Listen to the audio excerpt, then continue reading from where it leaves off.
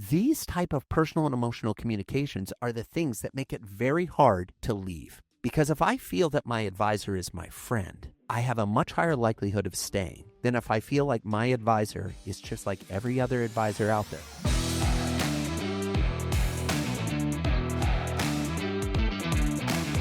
Welcome into Impactful Conversations, stories and lessons for financial advisors. I'm your host, Dave Edgecombe. Joining me today, we got Joey Coleman, author of Never Lose a Customer Again, Turn Any Sale into Lifelong Loyalty in 100 Days. Joey, thank you so much for taking the time to join us today. Oh, Dave, thank you so much. It's my pleasure. And thanks to everybody who's joining in, listening to our conversation. I'm super excited about it.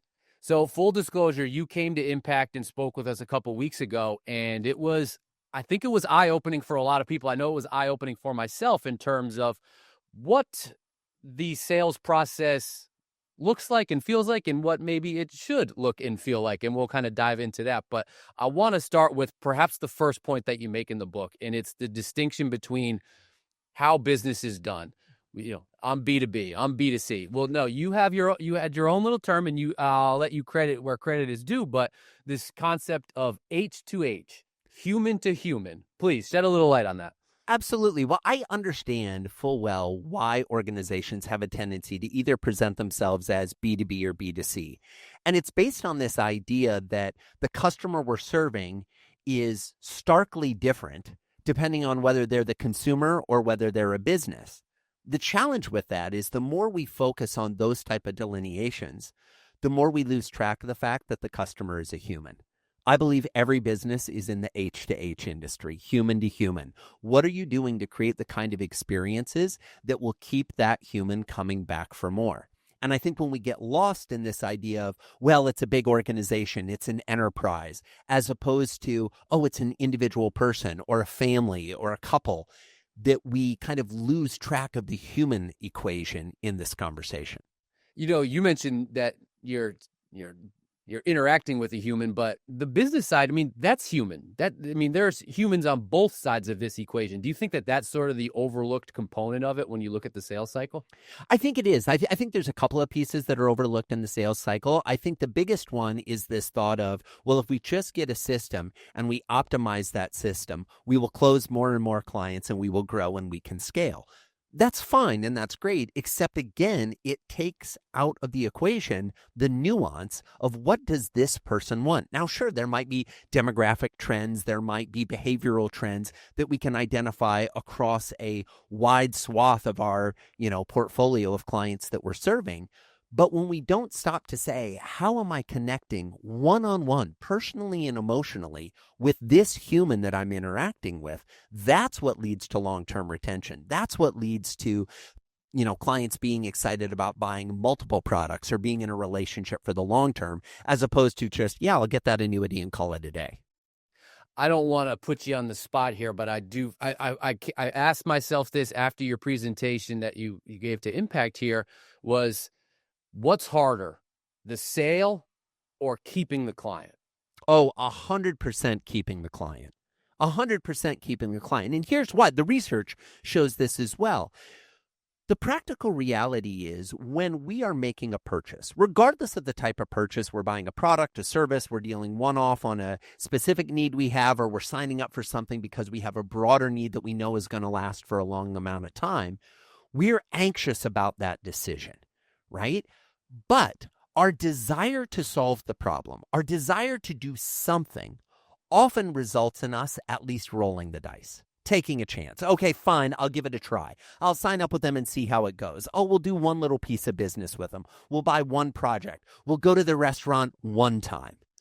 The real secret is in how do you get them to come back for time number 2, visit number 3, interaction number 5. So the ongoing conversation is where all the profit is. It's where all the depth of relation is. It's where all the retention is. So it's much easier to get somebody to do something once. To get them to do it repeatedly, now we're having a different type of conversation. Are you having to reset people's kind of mindset when you present that to them? Because I do think a lot of sales mentality is, well, you got to get them in the boat. You got to get them in the boat. Well, what are you going to do with them once they're in the boat? And is that sort of a total mindset shift that you're having to sort of break? Absolutely. I think it's a mindset shift that needs to be broken not only at the salesperson level, but across the entire organization.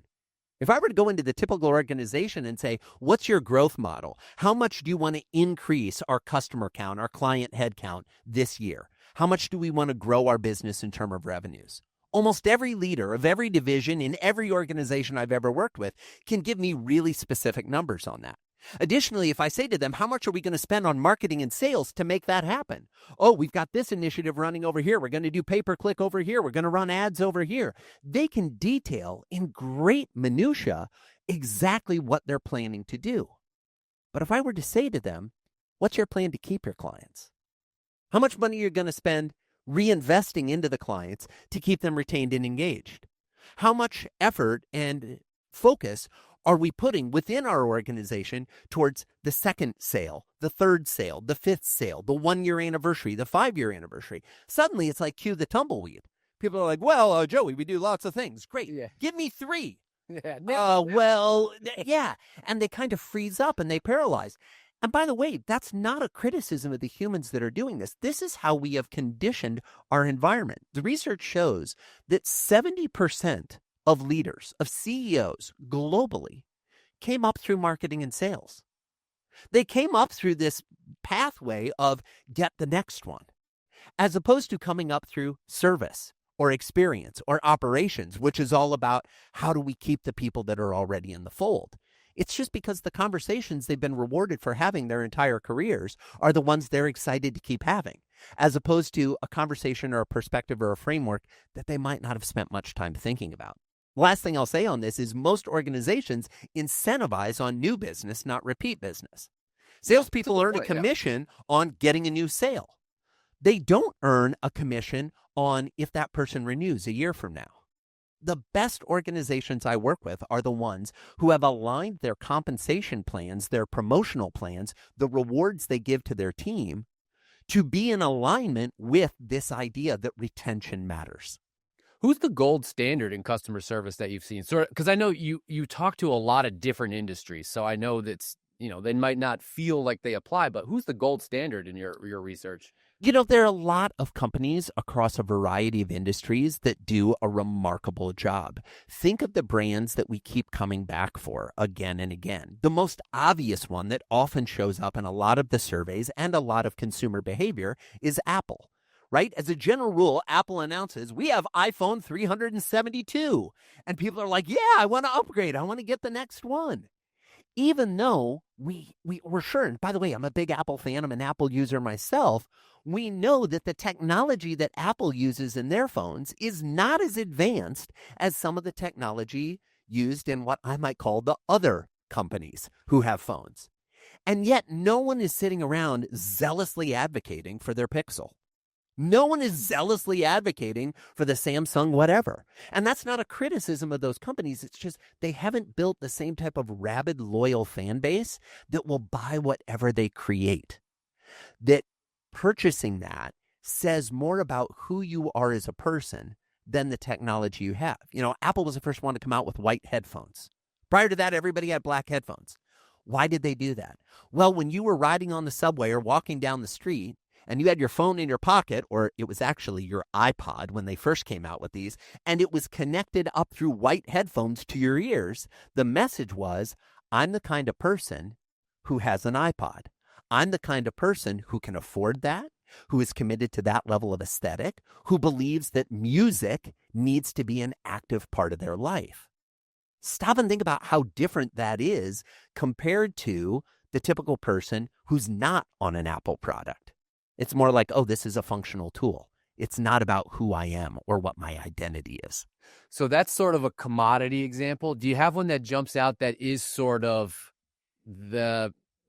there's not a tangible product. It's a service that they're providing where that service is, that's what you need to copy and paste as a financial advisor or a small business owner? Well, here's the thing. So 2 thoughts. Number 1, I have an example. I would caution folks as to thinking we should copy and paste. And here's why. If we copy and paste, we're taking something that works for that brand and automatically assuming that the exact way that they do it works for us. So the equivalent of my Apple example would be, oh, I know what we need to do. We need to have, white headphones for all of our Zoom calls. And we're like, wait a minute, this has nothing to do with headphones. What are you even talking about? We'll ship headphones to all of our clients. No. That's a copy and paste approach.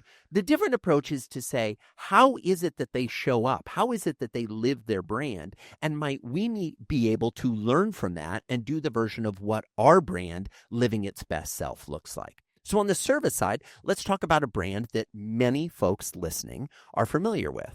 Either the Ritz-Carlton or the Four Seasons, high-end hotels, right? The interesting thing about the Ritz-Carlton is their whole model is we are ladies and gentlemen serving ladies and gentlemen.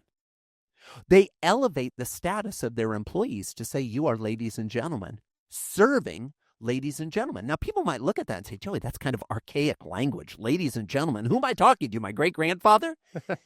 Yes, that's the point. We're trying to elevate the conversation. We're trying to throw back to yesteryear when people would get dressed up to go on airplanes instead of wearing their pajamas, when people would walk in and expect to be greeted by Mr. or Mrs. or Miss, as opposed to, hey, we've got your table ready. So it's about what kind of brand experience are we trying to create? The other beautiful thing that the Ritz-Carlton does is they keep a profile on everybody that stays at their hotels. So they know, oh, this person never orders breakfast. This person likes the special pillow. This person always seems to use the slippers. Let's put the upgraded slippers in their room. They're paying attention to the little nuanced details that when you come back and you stay, by the way, at any of their properties worldwide, because those notes are shared across all of their properties globally, the second you go online and make a reservation to stay at the Ritz, one of the first things they're doing behind the scenes is pulling the notes from every other Ritz-Carlton you've ever stayed at and saying, how can we make this experience remarkable? That's the difference between creating personal and emotional connection with your clients and just operating in a commoditized business. I don't want to get too far removed from this because this stat, and I'm going to steal your stat, was jarring, was in the first 100 days, roughly between 20 to 70% will leave based on their interactions and how they are made to feel as a client and as a customer. But what really stood out was a lot of companies you asked, they didn't even have an answer. They didn't know that number. Correct. What's more dangerous, having a bad drop-off or not even knowing that there is a drop-off? Well, let's be honest. We're all familiar with this phrase is the first thing you have to do is admit you have a problem, right? So the fact that you're not even tracking the data sends a signal to me that we're going to need to have some philosophical conversations about why this matters. And then we're going to have to start building in the systems that track what our fall off is. And then, and only then, can we start to make it better. And what I do know to be true is that if I talk to any leader, right, whether they're leading a team or leading an entire firm, if I say to them, is it important that the people who are your existing clients are still your clients next year? As a general rule, they're all going to tell me yes. But if I ask them, how many of your clients last year aren't clients this year? And again, they kind of get that foggy look in their eye and they're like, well, a couple, Bob and Jane left. And they start talking about individual people. Yeah. What's beautiful about that is it hurt. It hurt when those people left. So they remember those individual people. And 9 times out of 10, their response is one of either, oh, I'm sad that they left, or I'm angry that they left. What I want the response to be is, I'm curious as to why they left and what we can do to prevent that kind of behavior in the future with our other clients. Yeah, we're big on this concept of know your number here at Impact. And it's basically reverse engineering what you want your year to, what your goals are, and then how do you kind of back into that? And so that's the same sort of mindset of if you don't know this number, how are you planning to be a profitable business? And then the other stat that jumped out was if you are able to improve retention by 5%, and again, this is a stat from you, prove Well, by to be five. clear, this is a stat that comes from research out of Harvard Business School, Yep. Stanford Business School, and Frederick Reichheld, the gentleman who came up with Net Promoter Score. So You this may have is heard- research that's been affirmed by all three of those folks. I quoted it, you're right, in my speech, but they're the ones who did the primary research. Thank you. And if you are able to improve retention 5%, it'll yield 25 to 100% increase in profit. Profits, Profit. not revenues. Profits, correct. Why is it such a monumental shift, and why does it take such a small amount of change to enact it? I understand that folks who are listening may have thought there would be no math in our conversation today, but allow me to break it down just a little bit for people. Most financial advising firms are running at a profit. They're making money. They're keeping the lights on. They're paying their salaries. So each incremental dollar that firm makes is going to be more profitable than the first dollar that comes in because all the base operating costs have been paid for. Additionally, the longer a client stays with you, the more profitable they become. Why? Well, all of our marketing costs have been recouped. All of our onboarding and getting them set up in our programs, our software, our system, that's all been done. So now when they're saying, hey, I want to put another $5,000 into the market, hey, I want to buy this insurance vehicle, I want to do this thing, each of those additional dollars is more profitable as well because we already know how they operate. We know how to best communicate with them. They're already up and running in our system. So the moral of this story is the longer we keep them, the more profitable the dollars become.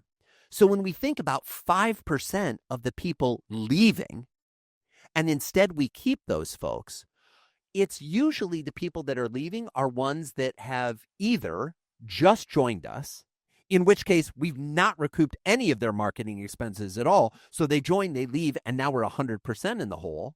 Or they've been with us for a while, and they're our most profitable, most dialed-in clients, and when they leave, it cuts right to the bottom line quickly. So that's why you're kind of in trouble if they're leaving quickly or they're leaving after a long time. Either way, it's really chipping away at your profits. One of those big, I guess the disconnect when somebody becomes a client was the handoff. And you use the analogy of the baton in a relay race, which I think is really spot on. And how can, impact when somebody signs on the dotted line and becomes a client of ours and works with us, we have a kickoff call. You start to meet sort of the people involved, but you don't meet all of them. And I think one of the takeaways from your presentation that you gave us was let them meet some of those people that they may not otherwise interact with. Put a face to the person that's going to be dealing with their account a lot and going to be in the trenches with them, so to speak. Why is there such value in that?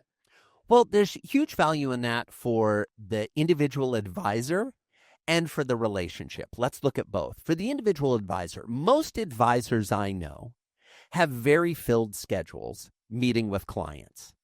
They have clients that want to meet with them more than they're actually available. And at best, lots of them are doing, maybe an annual review, a semi-annual. For some of your top clients, maybe you're doing a quarterly review. You're doing those type of conversations. If you're having to do those all by yourself with no support team, you reach a point where you have no more hours in the day to give. You have no more time to meet with folks. Whereas if you can elevate the status of your team so that your clients start to see that, talking to this person might be even better than talking to the advisor, it changes the conversation. If you're trying to get on the advisor's calendar, who's the better person to know? The advisor or their assistant who manages their calendar? Well, 100% their assistant. But if we haven't elevated the assistant, and instead we've given them a title like assistant that basically says you are less than, you're the person who, if you can't get to me, I guess you got to deal with that person. We're creating a feeling within the client base that there's only one person that has all the answers and can help us. Additionally, if we look at systematically and operationally, this starts to affect our employee morale. Everybody, when they go to work, wants to feel like they're making an impact, no pun intended, that they're contributing to the conversation, that they're part of the team. It is the job of the leader to elevate those folks and to hold them out in front of the clients in a way that says, this is our expert on this topic. They're even smarter than I am on this topic. They're the go-to person. The reason I hired them is because they're so brilliant and talented and amazing. That's who you should be dealing with. What I find is that both the team member and the owner or the CEO or the advisor are both excited when the client goes to the right person with the question they have. But if we don't take any time to educate the clients on who the right person is, we're never going to reach that goal.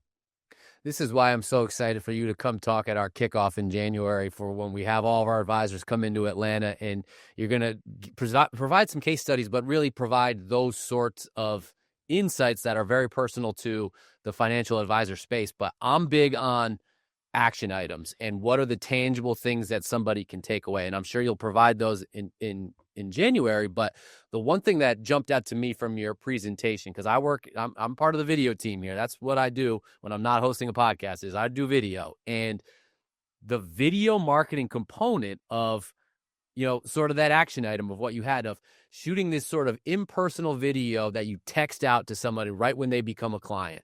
It blew me away. I think it blew some people here at Impact away at A, how easy it was, but B, how valuable it can be. So shine a little light on what that idea is and what kind of effect it has. Absolutely, Dave. I'm a big believer in action as well. And frankly, it spurs everything I do on stage and off, because I believe there are three types of speakers: speakers who make you think differently, speakers who make you feel differently, and speakers who make you act differently. And while I certainly want any audience I ever speak to think and feel differently, if they don't act differently, I haven't earned the investment of their time and attention. It's why I'm so excited to be coming to Total Impact Kickoff in January, so that we can actually come into the conversation, adjust how people are thinking and feeling, but more importantly, give them a map, give them specific tactics that they can apply in their firm as soon as they get back home. So the one idea that we talked about is this idea of film.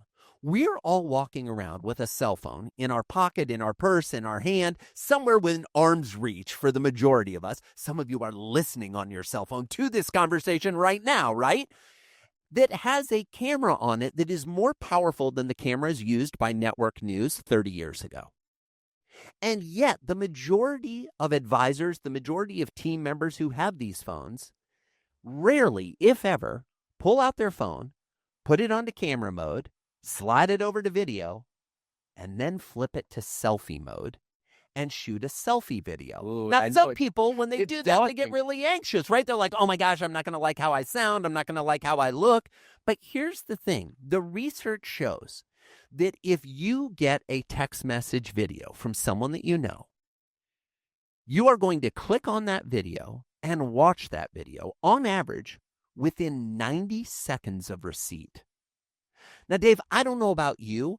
I'm not aware of any other communication tool that we have available in our society that results in the recipient of the communication engaging with the communication, on average, within 90 seconds of receipt. So if you want to cut through the noise, you want to cut through the email inbox, you want to be a priority in your client's eyes, use the tool that we scientifically know is most effective at that. Then you shoot a video. And the video doesn't have to be a 15-minute video. It doesn't need to be high-produced in studio like the fabulous setup you have at Impact, right? We can use those type of videos. But the challenge I imagine some of your advisors have is they're like, well, I love coming down to, headquarters and shooting videos at Impact because I always look really good. The lighting's right, the sound's right, et cetera, et cetera. But if you're limiting your video communications to only the ones that are produced in studio, we are missing all the days when you are not in studio recording video for you to be able to use this powerful tool to build personal and emotional connection with your clients. And so you flip to selfie mode, you shoot a little video, you tell them, hey, I know the market's going crazy today. Don't worry, we've got you. Our eyes are on it. Hey, I know you're concerned about what's happening in the White House and what's happening in Congress. Don't worry, we're not retiring tomorrow. We're retiring in 20 to 30 years. We don't need to care what's happening today. Bring the temperature down, tone it down, or even something as simple as, hey, I was driving to work today and I saw a bumper sticker for the Arizona Cardinals. Now, why you would ever root for the Cardinals, I don't know, but I know you're a fan, and I just wanted you to know I saw it and I thought of you.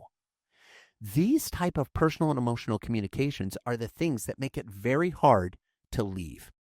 Because if I feel that my advisor is my friend, I have a much higher likelihood of staying than if I feel like my advisor is just like every other advisor out there, and I might be able to get a 0.5 percentage point better return with the competitor that just opened their door, 6 blocks down the road. You're dancing around something that I tell people all the time about sort of the value of scaled back production and that selfie mode video because the biggest hurdle that a lot of people face is hit and send. Totally. I can do it better. I'm going to shoot it. 100%. 100%. You shoot the video and you immediately send. If you left our conversation today with only one piece of advice, it would be, if you shoot the selfie video, send it before you watch it. That's it. Just send it. Then you can watch it. I don't care if you watch it afterwards and use what you see to make your next video better, but do not watch it before you hit send, because you're going to doubt it. You're going to be frustrated. You're going to reshoot it. And next thing you know, you're going to be in a loop where you're going to say, this stuff doesn't work. No, what doesn't work is your hypercritical nature of yourself. And by the way, let me just focus in on the majority of business owners out there on the planet. You are so hard on yourself that you are limiting your possibility and your potential, because you're so quick to say, I don't look the right way. We don't have the right team. We don't have that is a fiction. That is a fiction in your mind. And you know it's a fiction because you see some of your contemporaries succeeding and you're like, that idiot's growing their business? That person's hitting the numbers? My God, we're so much better. We're better looking. We're smarter. We've got a better team, etc. But when we get in our heads, in our monkey mind that says, ooh, doubt yourself. You better not be sure. You don't look as good as you think you look. That's when our own self-sabotage and self-doubt ripples out to affect the success of our firm. So I know one of the frequently asked questions that I get is that what I look like? And is that what I sound like? Anytime you shoot a video of someone, that's what they're going to ask. Oh, is that what I sound? Is that what my voice sounds like? And my answer has to be yes. And that's what we hear every day. It's what we see every day. This is what you're putting out into the world. You shouldn't be afraid to put that out into a video. Hit send and be imperfect, because again, your business is H to H, not B to C and B to B. So I want to bring it full circle, and I want to ask you, what is the value you see in your research about being human and being flawed when you're interacting with your clients, especially in that first 100 days? Let's talk about the research, and let's talk about what everybody joining our conversation today knows to be true as a human being. The research shows if on day 101, the client is feeling ecstatic about the relationship, they're feeling connected, they're feeling like they're seen and they're heard and they're appreciated, they're feeling like they matter, they're feeling like they're part of a successful onboarding process, the typical client will stay for a minimum of 5 years. I'm not asking you to sprint the entire time. I'm asking you to lay a foundation in the first 100 days of the relationship that we can build on going forward. And that's the message of the book. That's the message I'll be delivering at Impact Kickoff. Let's talk about what we know to be true as humans. In this era where everyone is saying we need more AI, in this era where everyone is saying we need to be more digital, we need to be more systematized, we need a funnel, we need automations, what are we craving more? Humans, human interaction. The belief that if we watch a video, we know that it's real, not a deep fake created with AI. The ability that when we get an email to know that a human wrote that, not a computer. And if you doubt the validity of that statement, I ask you just to think about how you feel when you get a robocall. Because, by the way, this came to telephonic communication a long time ago. Most people, when they pick up the robocall, they're like, oh my God, I never wanted to interact with this. No, absolutely not. And yet, that is what our society is pulling us towards. That is what most advisors have initiatives for. Oh, let's have more digitization. I'm not saying digitization is bad. What I'm saying is if all your emphasis is going towards let's be more digital, let's be more automated, you're missing out on that core human desire to feel seen, to feel valued, to feel appreciated. That's where the personal and emotional connection comes through. That's where a little selfie video, a handwritten thank you note, a call out of the blue that says, hey, I was just thinking of you, makes a client say, and that's why I do business with these folks. Because the market's going to go up, the market's going to go down. The returns are going to be good, the returns are going to be not that good. The economy is going to struggle, the economy is going to skyrocket. You can't control any of those things. What you can control is how the humans you interact with feel about the interaction they just had with you. Well, I thought I brought it full circle, but then you went ahead and brought up AI, and I had it in my notes. I thought we'll save that for our next podcast that we do together. But now, since I've got you, and I'm very curious because I want to. So you came and spoke to us on a Tuesday. On Wednesday, we had someone come in and teach us about AI and all the ways that it can help us in our business, in our day to day. And yeah, there's real value in it. But I, like you, I thrive on human interaction, and I believe there's true value in talking to someone face to face or writing that that human written email.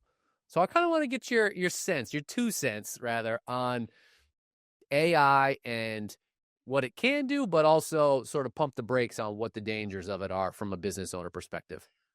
If we step out of the conversation of AI and we just look at new technology, every time in the history of humanity that new technology has been introduced to humans, the promises of what it's going to be able to do have been grossly overstated, and yet the scope of what it's going to do has been grossly underestimated.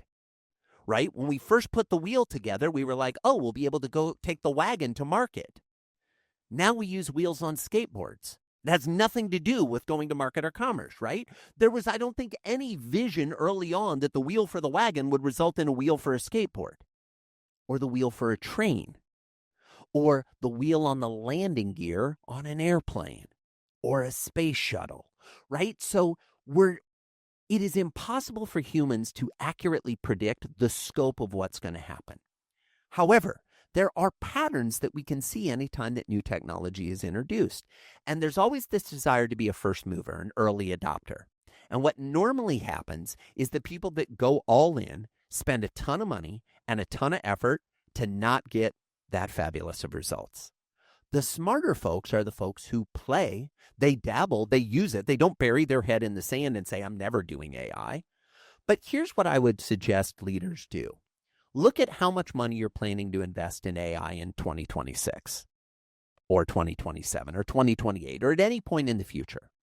And then what I'd like you to do is take that number and reduce it by somewhere between 5 and 10%. 10% if you like me, 5% if you don't.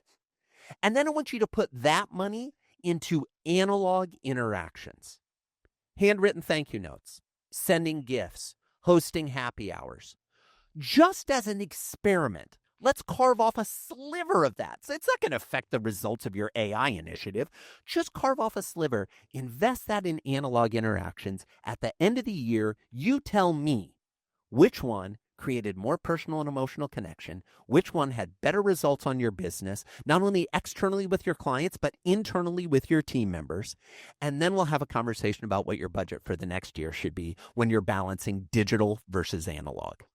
Well, this is why they pay you the big bucks and why you write the book, because you went for an invention, you went wheel, and I thought George Foreman grill and how it's going to change the world. It's on a slant. You get it? Yeah, totally. And here's the thing. We bought the George Foreman grills. We used them.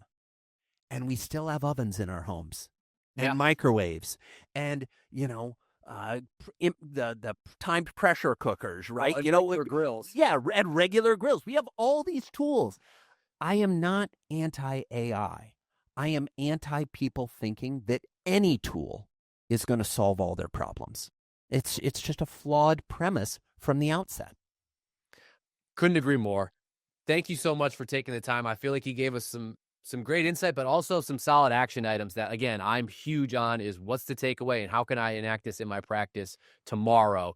And that's the sort of insight that you're going to be providing our advisors at our Total Impact Kickoff in January. It's going to be very eye-opening, I imagine, for some advisors, especially based on my interactions with them. But I'm really looking forward to seeing you again, and we may try and get you on the podcast again because I think there's more meat on this bone. I still have plenty more questions. I got more things written down aside from AI. So once again, thank you so much, Joey, for joining us. And if you're looking for more ways to grow your practice, like and subscribe to our YouTube channel. We've got great videos and all sorts of assets that you can take and use in your practice, selling with stories, house rules, and you can hear from some of our advisors via our testimonials. So once again, Joey, thank you so much. And as always, we'll see you next time.